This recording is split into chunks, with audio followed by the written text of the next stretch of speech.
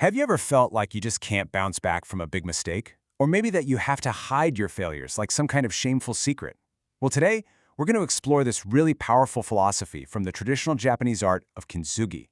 It's a way to turn those mistakes and setbacks not into scars you have to hide, but into these brilliant, golden lines of strength.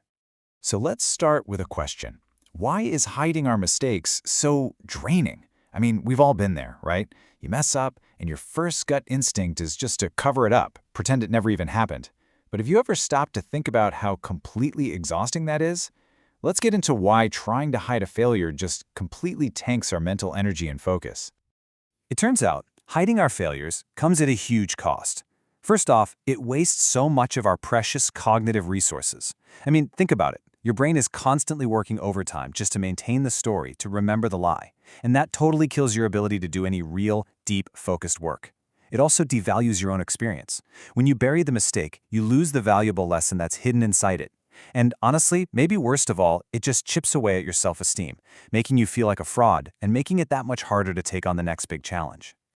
And this is where the solution comes in, Kintsugi. And what a beautiful idea this is. It's the art of repairing broken pottery with golden lacquer.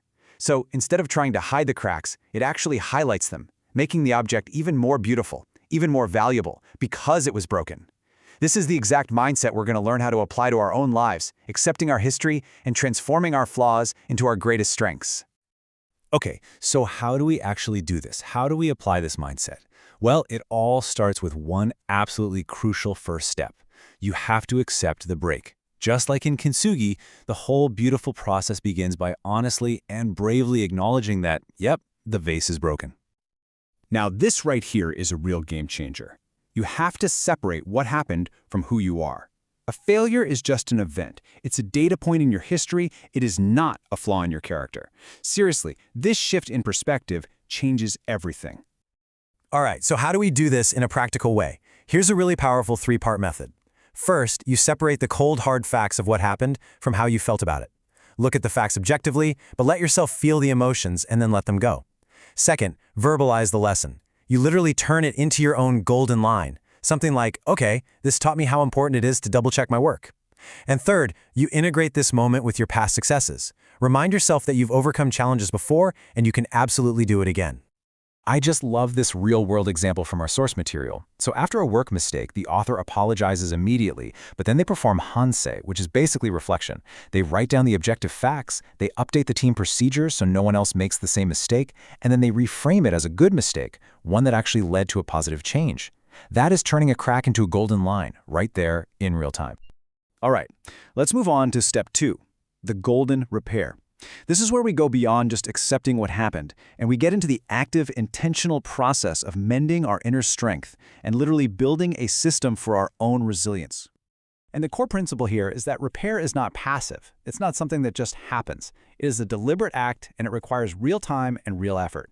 You know, you'd never rush a master artisan who's repairing a priceless vase, so please don't rush the process of repairing yourself. Let's break this down into 2 key parts. So on one side, you have urushi time. Urushi is that precious lacquer they use in Kintsugi. So this is your internal repair time. You have to intentionally give yourself time to recover. Don't just force yourself into the next high-pressure thing. Then, on the other side, there's golden kata, and that's your external action. This means you create a concrete rule, a new habit, based on the lesson you just learned so you can prevent that same mistake from happening again. You know, a major setback can totally shatter your confidence. So, how do you get it back? Well, the key is to intentionally go after small, achievable tasks.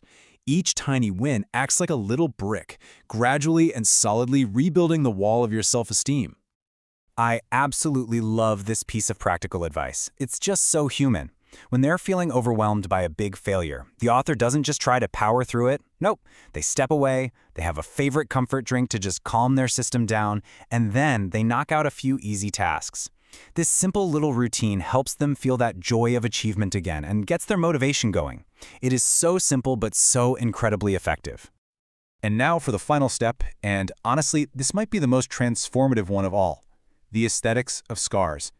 This is all about taking our repaired selves and finding a new, deeper kind of focus by contributing what we've learned back to others. The idea here is just, wow, it's so profound.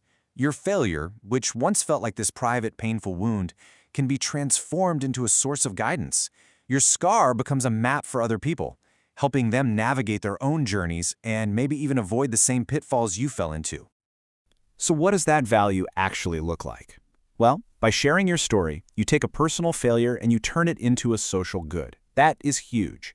In overcoming a major setback, it also helps you clarify what's truly important in your life, letting you focus your energy where it really matters. And finally, the act of accepting yourself, scars and all, builds this unshakable inner confidence. You know you can face anything because, hey, you've done it before. This quote just captures that shift in perspective so perfectly. The author realizes that what feels like a painful personal failure could, if they didn't do anything about it, become a systemic problem for their whole team or their whole company.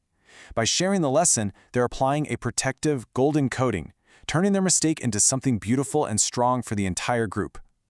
So, let's do a quick recap of the whole framework. Step 1. Accept the break. See failure as a historical event, not a defect in you. Step 2. The golden repair. Set aside real time for recovery and create new rules for action. And step 3. Embrace the aesthetics of your scars. Turn your lessons into a contribution for other people. You know, at the end of the day, Kintsugi teaches us that failure isn't the enemy. A repaired bowl, though it's beautifully imperfect, it shines with a unique history and strength. Our own lives are exactly the same. They are filled with the splendor of our imperfections.